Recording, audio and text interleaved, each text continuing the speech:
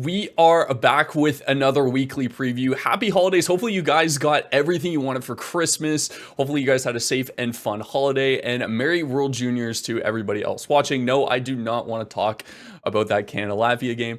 Moving on, we've got our Week 13 preview for you guys here at Fantasy Puck. We're going to be going over the best streaming options for the NHL in this upcoming week, whether it's forwards, defensemen, or goaltenders. We're going to be covering everything for you guys so that you guys can min-max your way to winning your Fantasy Hockey Week in Week 13. That being said, guys, sit back, relax, and enjoy. This is your Week 13 weekly preview.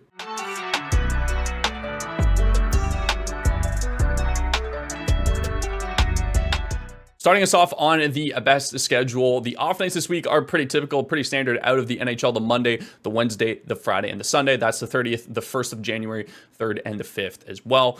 We've got a handful of teams that play 4 games with 2 off nights, the Ducks, the Preds, and the Rangers, and then a bunch of teams that have 4 games this week with only 1 off night. We've got Boston, Carolina, Toronto, Utah, and Winnipeg. For your min-max game schedule for this upcoming week, for Week 13, you want to start off with one of the following teams' players, whether it's the Preds, the Utah Hockey Club, the Jets, or the Devils, and then you're going to want to swap over on Thursday to pick up an Anaheim Duck. That's going to get you 5 total games on the week with 3 minimum off nights. These are for those of you that have a limited amount of ads during the week, so definitely make sure you're taking advantage of the min-max schedule. Moving on to our worst schedule, pretty typical of the NHL again. The Tuesday, the Thursday, and the Saturday are the busy nights for this upcoming week, and there is only 2 teams that play 2 games, the Sens and the Kings. So if you have players on this team that you can afford to drop to stream somebody on one of the teams that I previously mentioned and that I will cover in the rest of this video, please make sure that you do so. It's going to drastically benefit you, especially if you're in points leagues going forward. So be sure to take advantage. Here are my priority forward streams for Week 13 of Fantasy Hockey. We have Ryan O'Reilly, who is 35% owned, should be relatively available to most people, and the Preds forwards are starting to turn around. Take a look at Jonathan Marchessault's game log. He's been really hot lately. Philip Forsberg as well has been racking up assists. Ryan O'Reilly's got demoted down to the second line, but he's still getting that top power play time, so I'm not too worried about it. He's also, they just swapped him and Stamkos, and he's got 2 offense on the week, so a good stream for this upcoming week. He has just been incredibly consistent throughout the entire season. He is having a true breakout year, skating alongside Dylan Guenther. They've just been fantastic the entire year so far, skating with Jack McBain as well. But I want everything to do with Logan Cooley if he's available in your league. 49% owned, line 2 power play 1 off night on the week, plays 4 games. He's been incredibly consistent. He shoots, he chips in a couple hits here and there. The point production's been incredibly consistent as well, and he's elite on the power play. Speaking of consistent point production, hopefully you guys held on to Gabe Vilardi when we told you at the beginning of the year. He's been lights out as well on that top line, skating alongside Mark Scheifele and Kyle Connor. 4 games, 1 off night, line 1, power play 1, 52% owned. Again, if you're in some more shallower leagues, these are great options, him, Cooley. But again, those of you that are in deeper leagues, the next 2 guys are really centered around you. But Vilardi and Cooley have just been fantastic. If you need that extra right-wing eligibility, I'd lean Vilardi. But if not, I think these are both great options for you guys in terms of scoring, in terms of peripherals, everything that you need to win your upcoming week. Jack Roslovic has been also very good as of late, skating on that top line with Sebastian Aho. 4 games, 1 off night, line 1, power play 2, only 6% owned. If you're in a deeper league, you should absolutely grab this guy right now.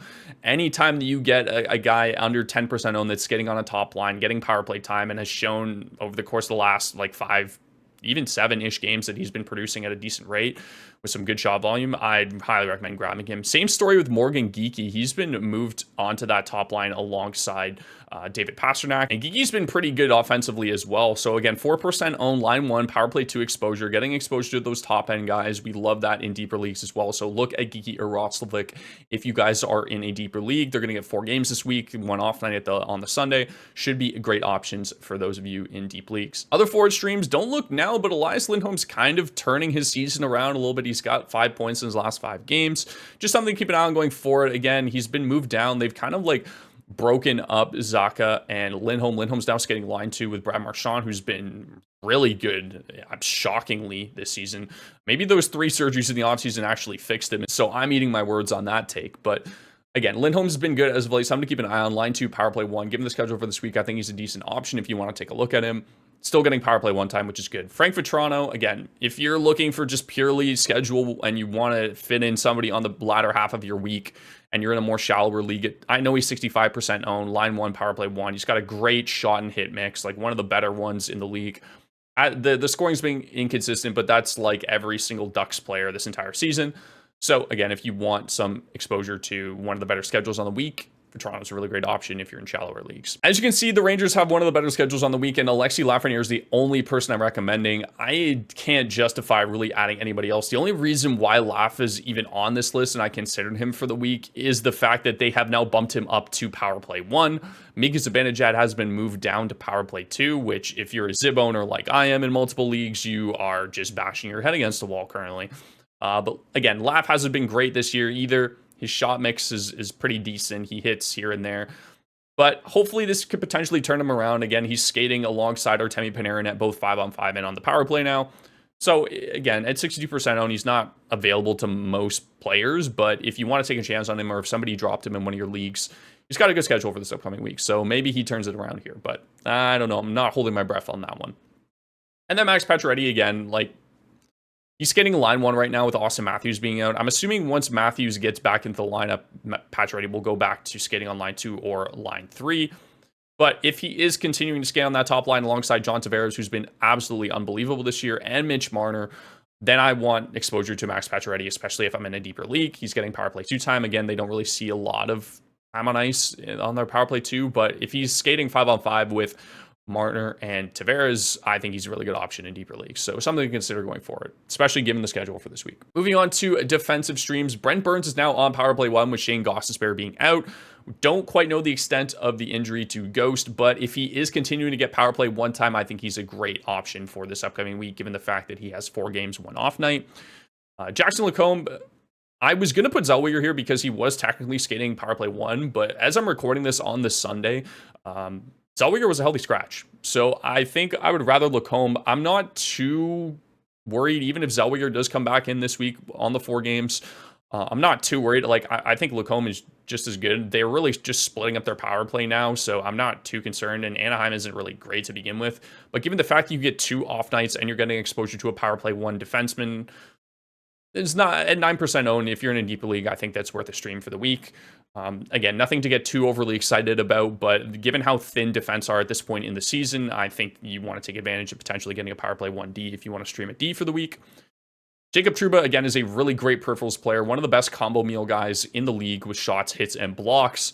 So if you need some exposure or if you want a guy that's just going to get you some consistent points for the week, 44% owned, he's pair 2, he plays over 20 minutes. His role hasn't really changed too much since moving over from New York to Anaheim. Doesn't get any power play exposure, unfortunately, but again, really consistent in terms of his peripherals. So if you want a good floor defenseman for this upcoming week, given 2 off nights, or if you want to just stream him on the latter half of your week, that's a really good option as well too. K'Andre Miller is back off of his injury, and he's now skating on power play 2 for the Rangers. And for Miller, again, a pretty good combo meal guy. He shoots quite a bit, 2 to 3 shots a game. Sometimes he's upwards of like 4 shots a game. Hits a lot, and he'll chip in a couple blocks here and there. So again, a good, decent enough floor guy if you're in a deeper league and you want to stream somebody. And if you're trying to like min-max or get a couple off nights in terms of your stream for the week, I think Miller's a great option now that he's on power play 2 as well. And then Mason Lohrei, again, has been pretty consistently good, chipping in points here and there. And power play 2, 4 games, 1 off night, 2% owned. Again, if you're in a deeper league and you want exposure to a defenseman, Lohrei is a pretty good option. He's been consistently enough with his production in terms of snagging a couple assists here and there. The peripherals aren't anything to get excited about, but they're decent enough to where like I feel like you'd be able to roster him even if he is only 2% owned. And then finally, guys, goaltenders, we have Jake Allen, who hasn't been really good as of late, but I think the Devils still are favorable matchups against Anaheim. There is a potential opportunity for him to get the off night against LA, in which case, again, the Devils are a really good team, one of the best in the league. I would be confident in that matchup either way. Jonas Johansson, again, January 5th against Anaheim. As you can see, we're targeting a lot of the Ducks because the Ducks aren't really a strong team. So Johansson, Picard, again, similar things, like they're on back-to-backs. You get them on off nights. I think they're decent enough streamer options again. Then Eric Comrie of the Winnipeg Jets, you get him on to start off your week on the 30th on the Monday against Nashville. should be a good option. Again, the Jets are one of the better teams in the league. They're very strong defensively, even though Comrie hasn't been outstanding by any means. I still think that's a favorable matchup given the fact that Nashville still hasn't really figured it out in terms of the win column just yet. But again, should be a decent goalie stream for this upcoming week. Thank you guys so much for watching. Leave a like, hit that subscribe button. Let me know in the comments down below what video you guys would like to see for this upcoming week. I have a couple options here. I could go into a kind of mid-season tier list where, similar to what we did at the beginning of the season, I'd be able to tier out some players of potentially like what we started off at the beginning of the season. If you guys want to see that video, or if you want to see another trade targets video, something along those lines, let me know in the comments down below what you guys want to see out of us in terms of content. We'll be rolling out some content midweek, so stay tuned for that. But anyways, thank you guys so much for watching. Enjoy the rest of your holiday break if you guys are still on it. I'll see you in the next one. Good luck in week 13 of fantasy hockey.